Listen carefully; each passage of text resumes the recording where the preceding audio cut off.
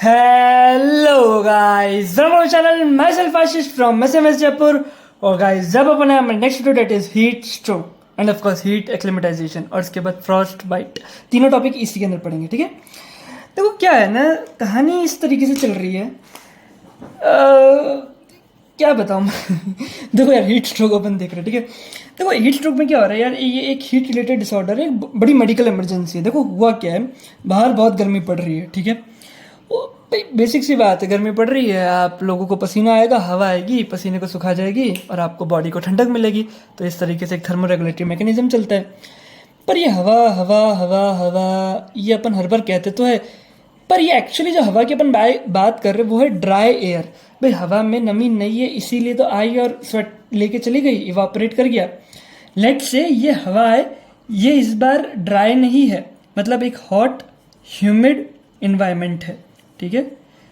Humid का मतलब थोड़ा बहुत ह्यूमिडिटी नहीं, अच्छी खासी ह्यूमिडिटी, मान लो 100% ह्यूमिडिटी है, बड़ा गर्म है, वेटनेस है, 100% ह्यूमिडिटी है। ऐसे टाइम पे हवा जो है ना वो स्वेट को नहीं आराम से ले जा पाती, ठीक है।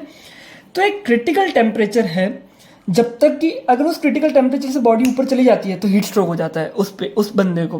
क्योंकि अब यार बाहर गर्मी पड़ रही है, पर इस बार स्वेटिंग और इवापोरेशन भी काम नहीं कर रहा है, ठीक है। और अगर वो क्रिटिकल टेम्परेचर जिससे बॉडी टेम्परेचर ऊपर चले गया तो हीट स्ट्रोक हो जाएगा। आई मेरी बात समझ में। तो हीट स्ट्रोक में क्या क्या चीज़ें देखने को मिलती है, तो मैंने आपको पहले बताया मेडिकल इमरजेंसी है, इंसान को अचानक से चक्कर आने लगते हैं, पेट दर्द होता है, एब्डोमिनल डिस्ट्रेस, ठीक है। इनफैक्ट वॉमिटिंग भी हो सकती है, ठीक है। बहकी बहकी भी बातें करेगा, ठीक है। डिलीरियम, ठीक है। यहाँ तक कि लॉस ऑफ कॉन्शियसनेस भी हो सकता है, ठीक है। तो बड़ी मेडिकल इमरजेंसी है। इनफैक्ट ये जो सिम्टम है ये लाइक एग्जागरेट कर सकते हैं, ज़्यादा हो सकते हैं और it can lead to shock. क्योंकि अल्टीमेटली बॉडी क्या चाह रही है, भले हॉट ह्यूमिड इन्वायरमेंट है, उसको तो स्वेट करना ही है, तभी जाके थोड़ी बहुत बॉडी कंट्रोल में रहेगी। वो स्वेटिंग के अंदर एक्चुअली इलेक्ट्रोलाइट भी लॉस होते हैं और वो इलेक्ट्रोलाइट एक्चुअली शॉक देते हैं। लाइक इलेक्ट्रोलाइट नहीं रहेगा, फ्लूइड नहीं रहेगा तो शॉक होगा। आ रही मेरी बात समझ में। सारा खेल इलेक्ट्रोलाइट्स का है, ठीक है।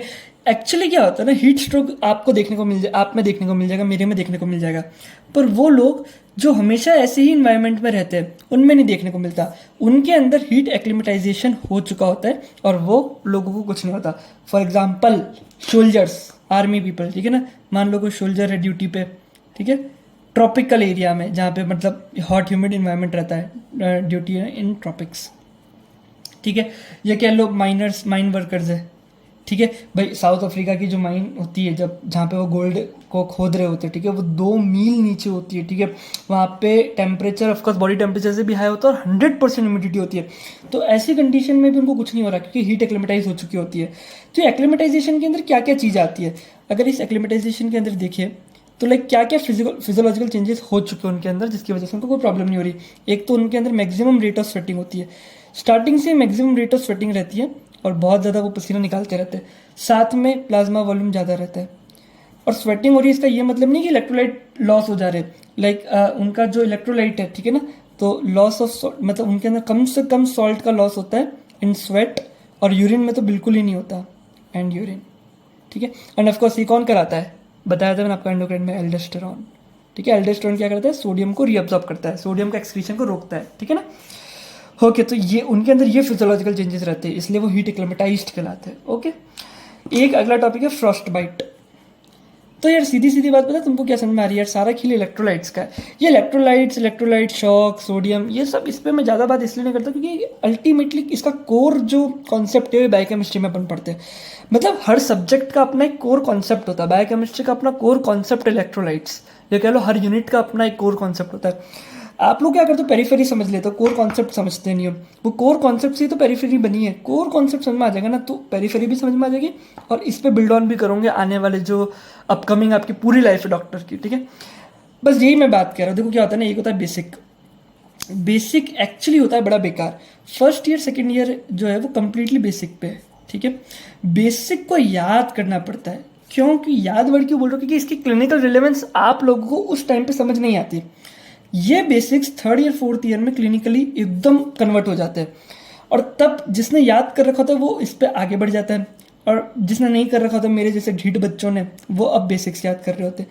तो ये गलत चीज़ है। मेरे कुछ दोस्त हैं, उन्होंने अच्छे से बेसिक्स याद किए थे फर्स्ट और सेकंड ईयर में, तो उनका एक कॉन्सेप्ट है, तब रटते थे भर भर के, जितना डेटा मिलता था सब याद कर लेते थे। अब बहुत आसान हो गया इनको बिल्ड ऑन करना। मुझे अब क्लिनिकल रेलेवेंस समझ में आया उन बेसिक्स का, तो कभी कभी बेसिक्स देखने पड़ जाते हैं, अरे बस में। तो मैं आप लोगों को वो नुकसान नहीं होना देना चाहता, ठीक है। फ्रॉस्ट बाइट को देखते हैं। फ्रॉस्ट बाइट क्या होता है, मतलब मान लो कोई बहुत ही कम टेम्परेचर है एक्सटर्नली, ठीक है, और बॉडी उस इतने कम टेम्परेचर में एक्सपोज हुई, तो जो सरफेस एरिया होता है ना बॉडी का, वही फ्रीज कर जाता है, ठीक है। तो सरफेस एरिया फ्रीज हो जाता है इन वेरी लो टेम्परेचर, ठीक है।